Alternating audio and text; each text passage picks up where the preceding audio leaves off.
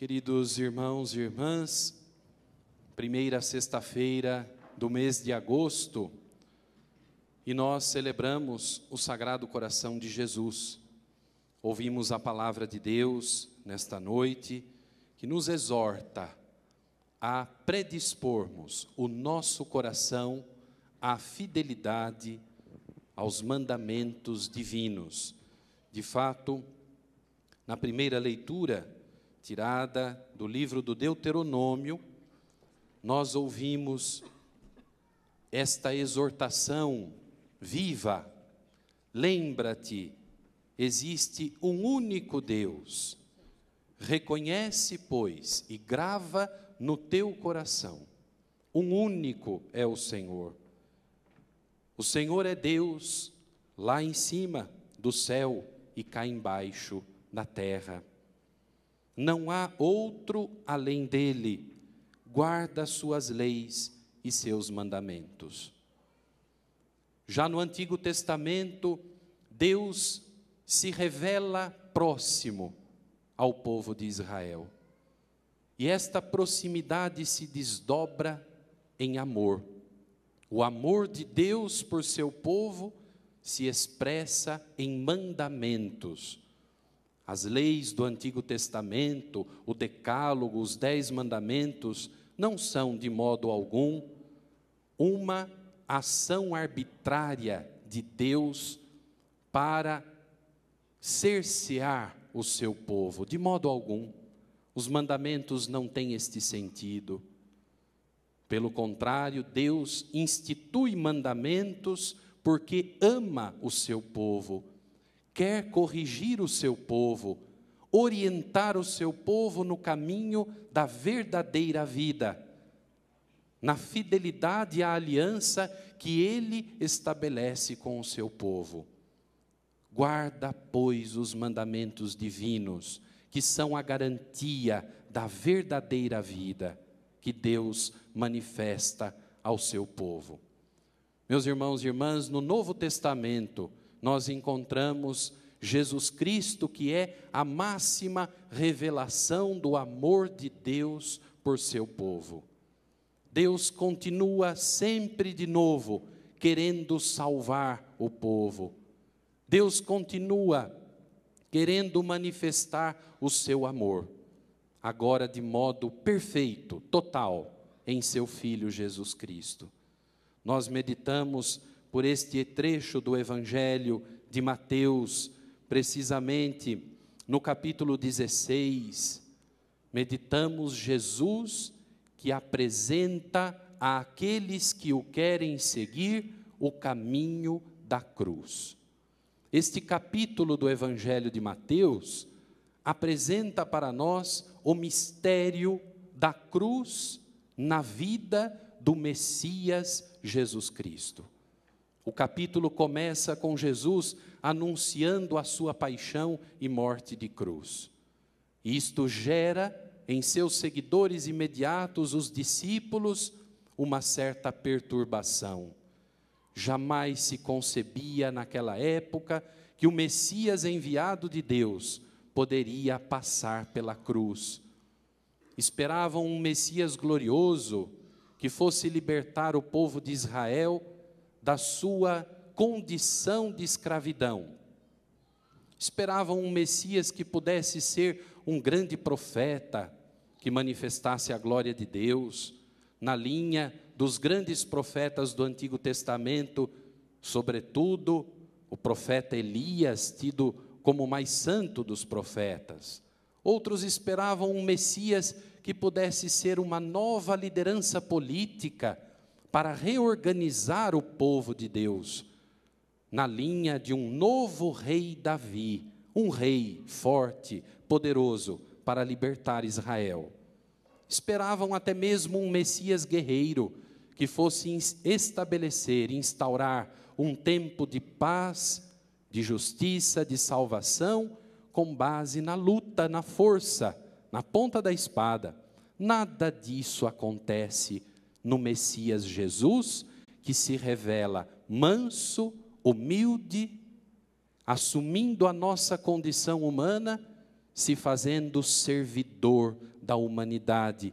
Ele é Messias, servo, que vai às últimas consequências por amor, aceita sofrer em nosso lugar, entregando a sua vida preciosa por todos nós. O Messias Jesus, deste modo, passa pela cruz, abraça a cruz com amor.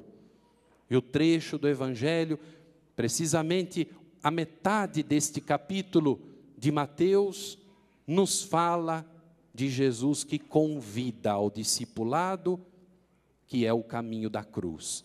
Quem quiser me seguir, renuncie a si mesmo, tome a sua cruz e me siga, diz Jesus Cristo.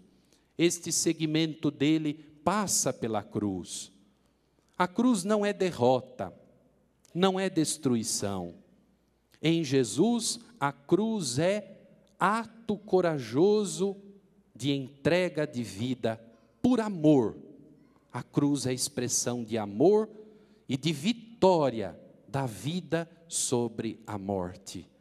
Quem quiser me seguir, renuncie a si mesmo, significa quem quiser ser meu, diz Jesus. Entenda que é preciso abrir mão de si próprio. Não buscar a própria vontade, mas buscar a vontade de Deus, que é amor, doação total. Isto pode parecer contraditório, mas não é contraditório. Quem perde a sua vida, a encontra. Porque quem faz de si mesmo sacrifício contínuo em vista do bem do outro, encontra o sentido da verdadeira vida. A alegria interior, uma alegria que o mundo não dá, uma alegria mística que vem de Deus, que só o Espírito de Deus pode suscitar em nós, a alegria do doar-se. Há mais alegria em dar do que em receber. Quem quiser ser meu discípulo, renuncie a si mesmo, abra mão de si mesmo, das próprias vontades, dos próprios gostos, da própria satisfação, para fazer unicamente a vontade de Deus em Jesus Cristo, e por causa dele, buscar o bem do outro, do próximo, do irmão e da irmã. Abraçar a cruz no seguimento de Jesus tem este sentido. Se nós pudéssemos colocar um exemplo do que significa esta oblação, este sacrifício de si, como Cristo fez abraçando a cruz e convida-nos a fazer o mesmo, nós destacaríamos, sobretudo, o testemunho das mães e dos pais também. Uma mãe e um pai sabem o que significa sofrer por um filho, colocar-se no lugar dele, entregar-se inteiramente, passar na frente, se preciso for, para morrer no lugar do filho, para ver a vida dele, do filho, da filha, preservada.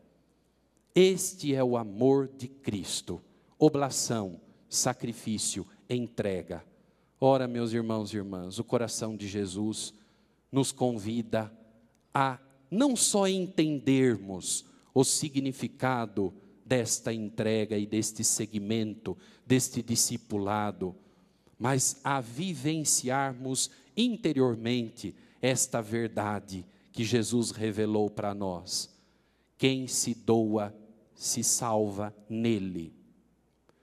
Peçamos ao coração de Jesus, coração misericordioso e bom, peçamos a graça de termos também nós, pulsando, batendo em nosso peito, um coração generoso como o dele, um coração totalmente livre como o dele, um coração capaz da máxima entrega. E como nós precisamos de tudo isso, num mundo em que vivemos, onde tantas vezes o individualismo, os interesses pessoais ou de grupos querem se impor sobre o bem de todos, a construção do reino de Deus, da justiça, da paz. Peçamos ao Senhor Jesus Cristo em seu coração a força de termos a coragem da nossa entrega total por Ele e pelos irmãos e irmãs. Nós estamos nesta primeira sexta-feira do mês de agosto, que no costume da igreja é o mês temático das vocações. Nos lembramos já no primeiro domingo de agosto da vocação sacerdotal. Vamos nos lembrar da vocação dos pais, a vocação da família, a vocação dos religiosos e religiosas e também a vocação dos leigos e leigas na vida da igreja. A primeira vocação, o primeiro chamado de Deus, nós já o recebemos, que é justamente vivermos na fidelidade o nosso batismo, o discipulado, o seguimento de Jesus.